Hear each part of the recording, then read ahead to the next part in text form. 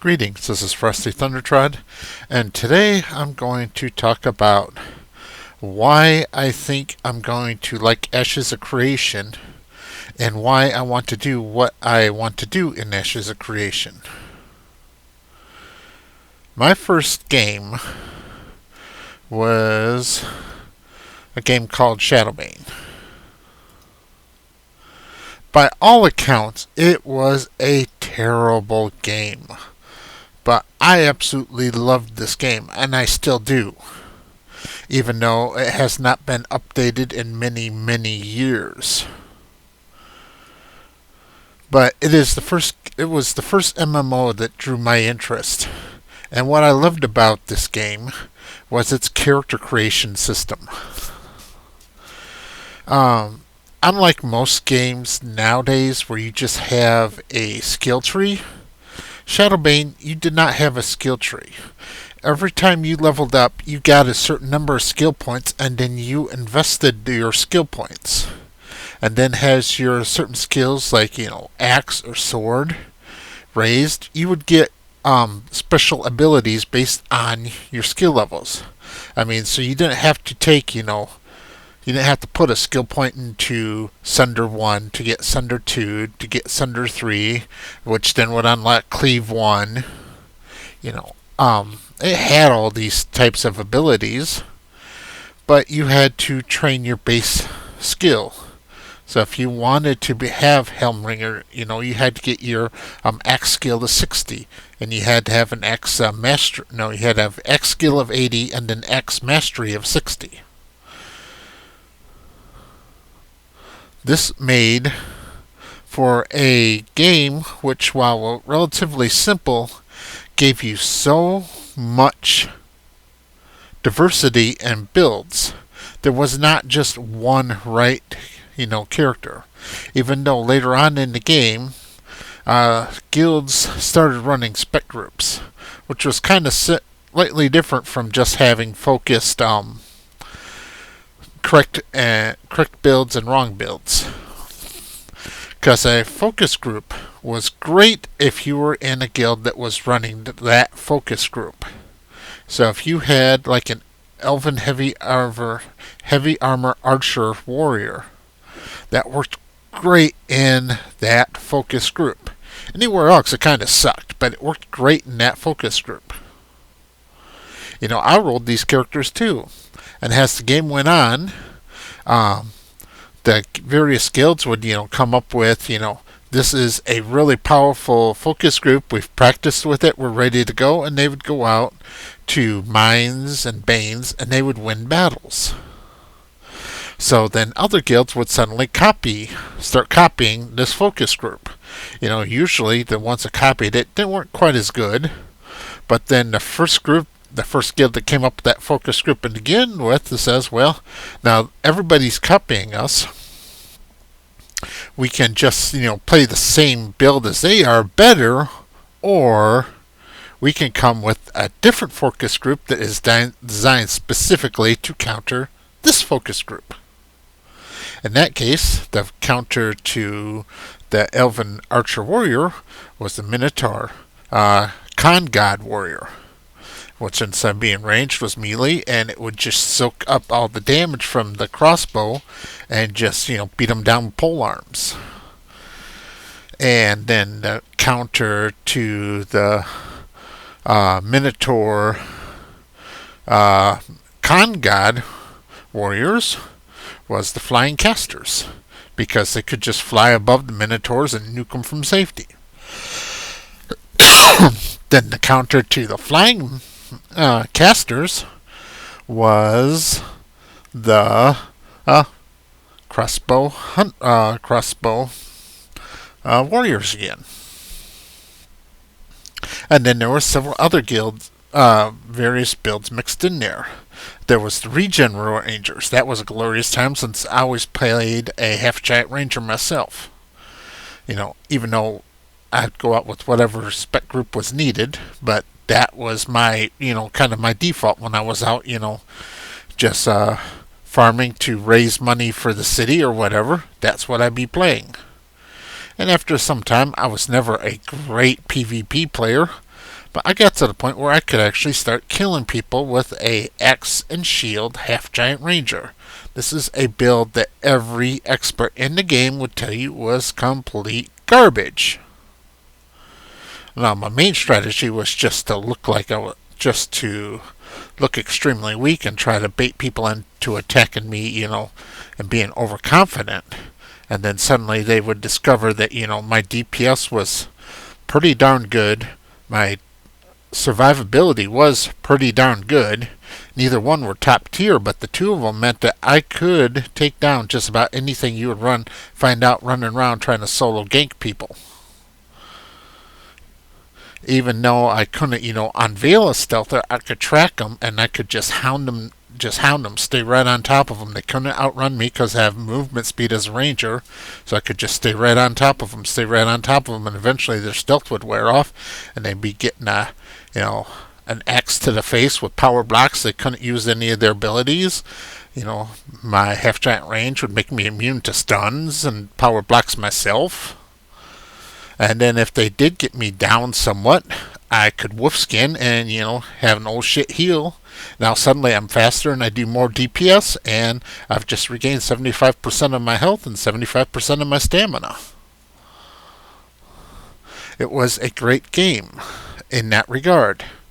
But otherwise, there was no quest in this game. The only PvE there was just going out to camps and farming. That's how you leveled up. That's how you funded your cities.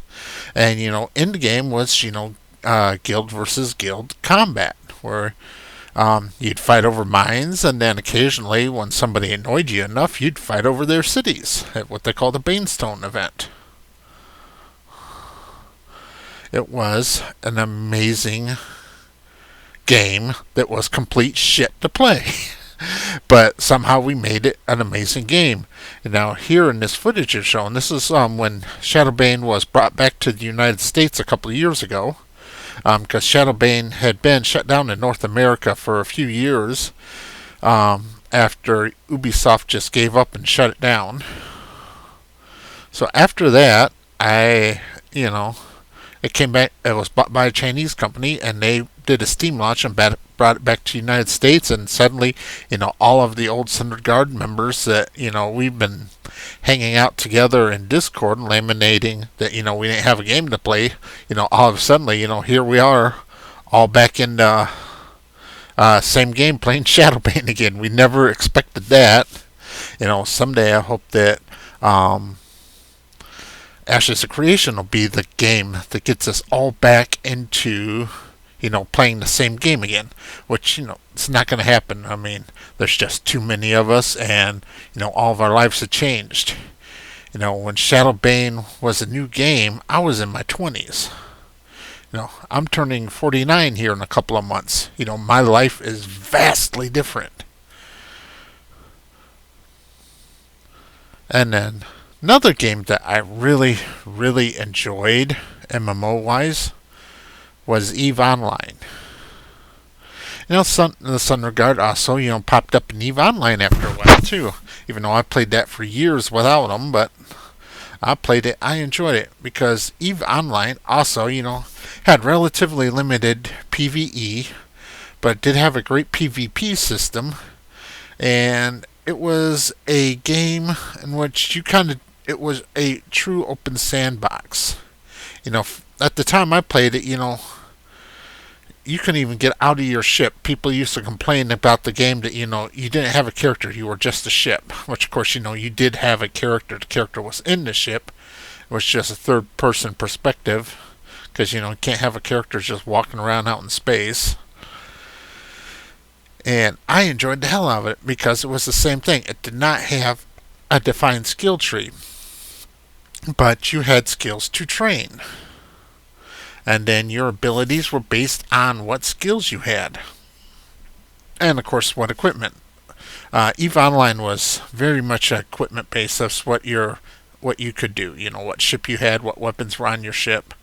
You could put different types of weapons on the ship, but if you mismatched your weapon type to your ship's bonus, you wouldn't be able to get the most out of them.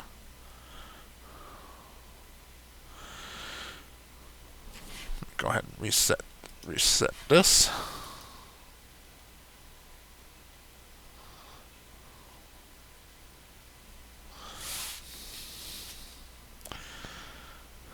And I really enjoyed that playstyle. Then later on, I played a whole bunch of other games. I played WoW, I played Rift, I played Crowfall. Crowfall was supposed to be the successor to Shadowbane, but it ended up being a completely different game. So it was nowhere near as enjoyable. When I came around, I played WoW. Thunderguard went and played WoW for a while. We had a good time. I only made it to like the mid-30s because while I kind of enjoyed, leveling up in WoW, I just ran into the point where I realized, well, once I get to max level, what is there in this game? I was playing a Dwarven Hunter at the time because TSG wanted to roll Alliance instead of Horde, such poor rangers they are. So I had a choice to either be a dwarf or pointy-eared freak, so I chose to be a dwarf.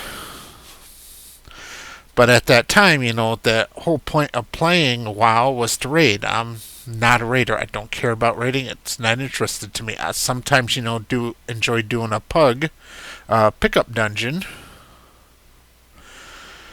But, that was another thing about WoW, is you had the correct builds. If you were a hunter, you had to go Beast Mastery as you were leveling up, and then once you hit max level, you switched to marksmanship. There was a certain build. If you wanted to get into a group at level 60, you had to have the right, build, or they just, you'd be, just the last person you'd need to fill out a raid or something, and then you'd be expected to just kind of die and just be there. Which kind of boring to me. But, I tried coming back to WoW a few times. Various expansions come out. I like the idea of the Worgen being a Worgen hunter. And then they gave humans the ability to be a hunter. I thought that was pretty cool, because that never made sense to me to begin with, why a human couldn't be a hunter.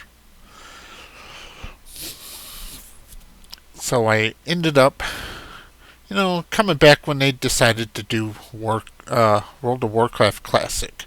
And I was kind of enjoying it, but then, after a while, Blizzard, got their head stuck up their ass so far. They had the Blizzchung thing where they were being very differential to the Chinese Communist Party about free speech of their players, and they started banning people for very arbitrary and unfair reasons, so I ended up quitting again. But, Microsoft had bought Activision.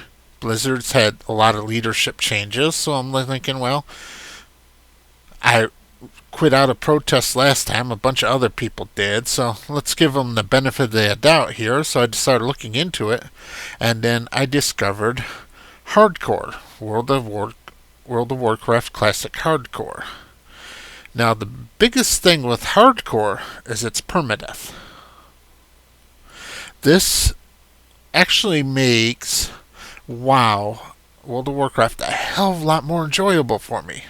Because I'm not interested in in-game, but I do enjoy the leveling up experience. And now suddenly, with Hardcore and permadeath, reaching max level is the achievement. If you've reached max level in World of Warcraft, you've actually done something. It makes it enjoyable. Because every other game I've played, the leveling experience is so fast, it's unreal. It's just like, oh, yeah. Because I was trying Final Fantasy XIV, and while I was finding some things to like in the game, I just did not like the fact that I was leveling so incredibly fast. To tell you truthfully, I think World of Warcraft levels just slightly too fast. I think my ideal leveling speed would be like 5 to 10% slower than World of Warcraft Classic. But I've just found that, having that extra challenge, the threat that, just by the risk of having a death and making the part of the game I enjoy actually, be consequential, made World of Warcraft Hardcore much more enjoyable to me. So, how does this relate to Ashes of Creation? Well, Ashes of Creation has a very in-depth character creation system. I don't know how in-depth it will be. Maybe next year I'll get to find out a little bit more. Of course, there's no information of my chosen, archetype yet, but maybe sometime next year we'll find out more about the summoner. But this is Ashes of Creation is a game which I can go in and I can build characters. And then there's so many other things to do other than just get to end game and raid, that I can go in and I can have a goal for myself to do. So this is what I think I'm going to enjoy about Ashes of Creation. I'm going to be able to build the character that I want, how I want. Now, I'm not going to have to, stick with the correct build. As far as what I want to do in Ashes of Creation is I want to be a Tulnar Beastmaster, which is Summoner Ranger Cross, and I'm going to do animal husbandry, and I also want to become the mayor of a religious node. I don't want to be the great hero out wandering, conquering the dungeons, doing the raids. I just want to run a nice node that people want to come and visit, and I want to be able to sell fine meat, from my farm. Now, as to why do I want to do this? Well, in Shadowbane, the one thing I didn't really get to do until the very end of the game was city management. In Shadowbane, guilds could have cities. Nodes in Ashes of Creations aren't guild-based. I mean, guilds live in nodes, but guilds don't necessarily control the nodes, except for fortresses. However, I imagine if you get a large enough guild in a commercial node, they can just, vote themselves into power, but that's also one of the reasons why I want to live in a religious node, because my playstyle is a ranger. My two favorite classes are Ranger and Wizard, and I love pet classes, so I'm going with the Summoner, Ranger Hybrid, the Beastmaster. And my version of the Ranger, I'm not Legolas, I'm not the Wanderer, I'm more of the Warden type Ranger. I choose an area to be, my home area. I'm the Ranger Guardian, I'm the Warden of this area. And as the mayor of a node that I have a farm in, I have every reason to know the area of this node like the back of my hand, to patrol this node, to guard this node, to know everything about this node. I want to know where every resource is. I want to know where every curiosity is. I want to be able to, look at a screenshot of someone took in my node and be able to tell where exactly they are by, oh, I know that tree. That's the kind of experience I want. And becoming the mayor of a religious node, you, instead of, having to do a popularity contest or, build up the largest guild, although I am leading right now until they fire me, I am leading the chapter for Ashes of Creation of the Thundertrod. I don't expect that we're going to be a huge guild. A couple dozen people probably at the most. But I can become the mayor of this node by just doing PvE questing, which is great because while I'm out there doing the PvE questing to earn whatever it is that, lets you become the mayor, and or chief bishop or whatever they end up calling you in the religious node, I'm also advancing the node, and I'm looking after my home, my territory. So this is a great experience to me, and it's also kind of a way to bring things that I enjoy in my real life into the game world. Because while in the real world, I'm a construction worker. I work in the asphalt industry.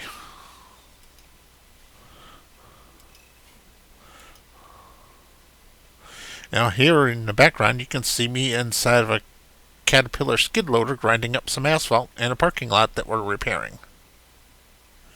Now I enjoy doing this work.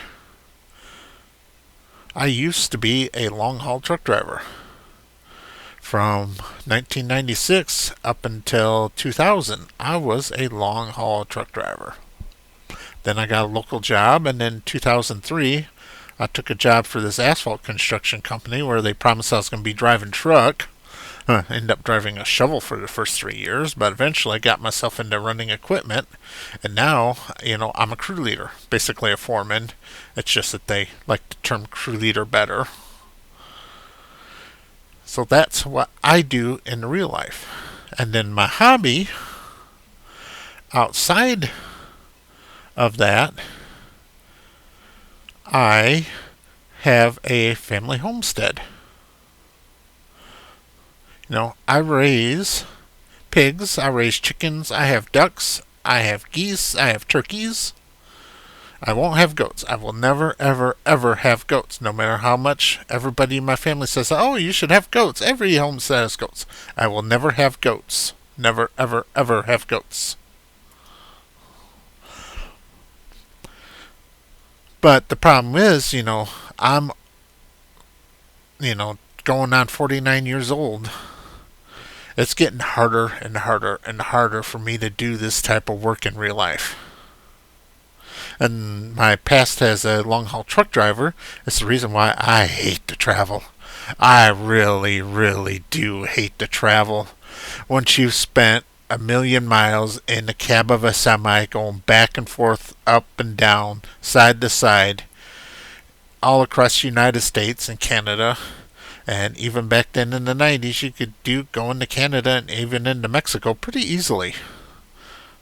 Yeah, that used to be the thing. And back in the 90s, you come up to the Canadian border, you roll down the window, yell out the window, automotive, and they just wave you on through. You're good to go. No inspection, no customs, no nothing. That's all changed now. Now it's a pain in the ass across the border and into Canada, especially back.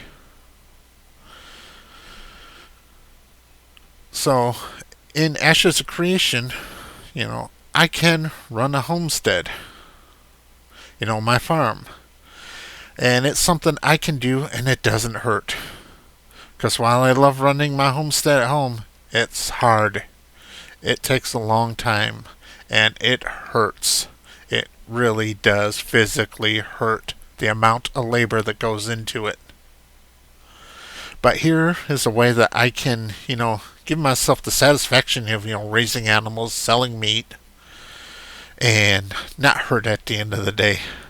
Of course, I still have to do it in real life, but, it's a way to get the satisfaction of the job without the pain of the job. I think that's kind of the reason why so many men are going into video games so hard anyways these days.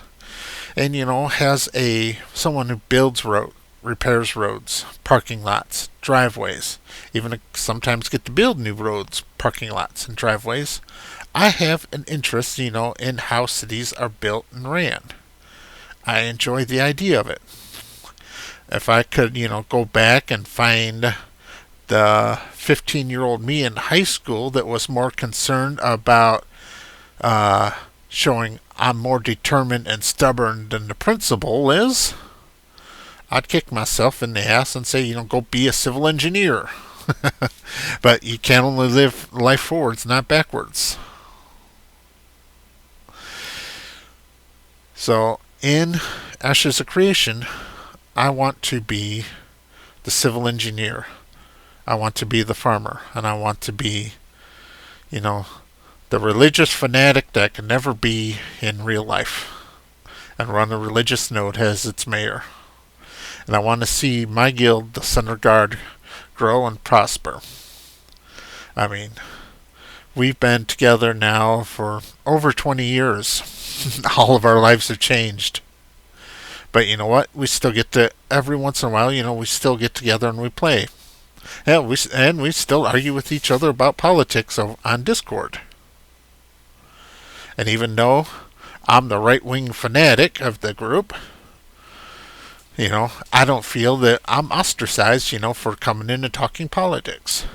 So I want to create a environment in the game where, there can be a political discussion, political discussion. I don't want to hear about any of this real life stuff, but in game, I want you to be able to talk about the political aspects of the news without, a whole bunch of shut up, you're stupid, being spammed in chat constantly. I want, a node where people come in, talk, and think, and ask questions. Granted, I am going to get annoyed the 50th time I get the same, well, why don't you? When I have a very good and simple reason for doing it that you just can't see from your end.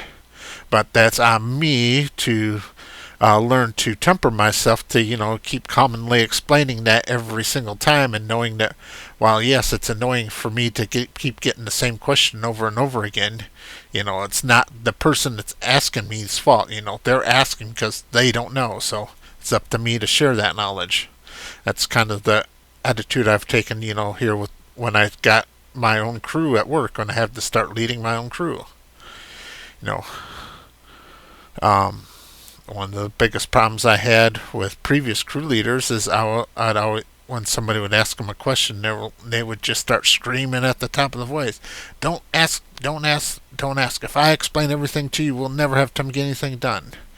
Truth is if you take time to explain things to people, you won't have to tell them what to do. They'll just know what to do. So anyway, before I wander too far off a topic. So that's the reason why I want to play Ashes of Creation. And that's the reason why I want to do what I want to do in Ashes of Creation. It's not really truly a Ashes of Creation video, but it is, kind of a hope and dream since there's so little real information to work with in him right now. Anyway, thank you very much for watching. Goodbye.